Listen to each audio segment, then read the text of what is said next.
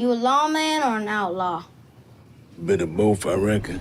I watched the trailer for Lawmen Reeves and I was like, oh, this is a badass, like, gunslinger. And I was so pleasantly surprised to see that that is not a really apt description of the character. Could you talk to me a little bit about why a man who is, I think, as someone says, is the most earnest man he's ever met? How did a man with this much heart and this much integrity do so well at this time in American history, do you think? He had the touchstones of his wife, his children, and his relationship to God that allowed him to live a life that was dedicated to finding justice in what has been described as a lawless land and justice for every race and creed. I'm wondering if you can talk to me a little bit about Bass's earnestness and maybe how that aspect of him is tempered, changes, doesn't change as the season goes on. You know, that was something that he and I always joked about when we started my episodes. And I was like, you know, man, you're always so serious. I said, look, I'm from Trinidad, all right? You are a Nigerian guy from London. And here we are in Texas tasked with telling this story. But there's something that tells me that, you know, Americans love a little humor sometimes in the face of adversity. And we would try to find these moments of levity, these moments to really humanize the character, right? You up for the task?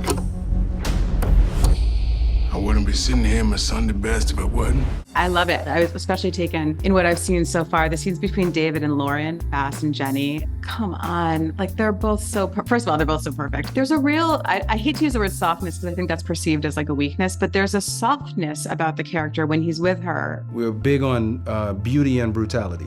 The moments with Bass and Jenny are beautiful. I mean, and they're real when they need to be, right? When couples need to be real. The thing about that is that beauty was just, there's brutality always on the other side of that door.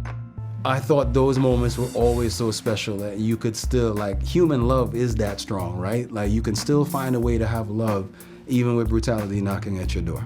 You and David must have spoken so much about the character and all of that in the lead up to shooting, but what was it like for you the first time you saw him embody the character? Our first scene was a scene from the pilot, a scene of Bass, I won't spoil it, but his feet at the river. And I got very emotional. David is the most dedicated craftsman I've ever been around. So not only talking about the story with him ad nauseum before we got there, but watching his commitment to embodying the man and then see it fully come to fruition and the way that he spoke, the way that he moved, the way that he was dressed. I got emotional. I know that David trained for a year, right? In addition to the famed Taylor Sheridan cowboy camp, I know that David did a lot of extra work. Talk to me about the first time you saw him ride. Did anything stand out to you? Yeah, the fact that he was doing it all. The fact that I was like, wait, and he's gonna shoot the gun too?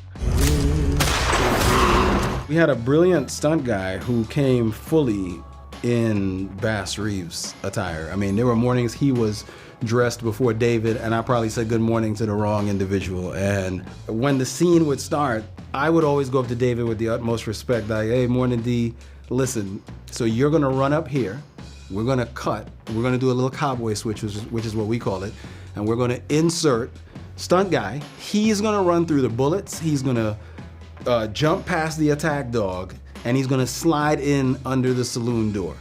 All under rapid fire, right? And these are where the squibs are, this is where all the pyro is.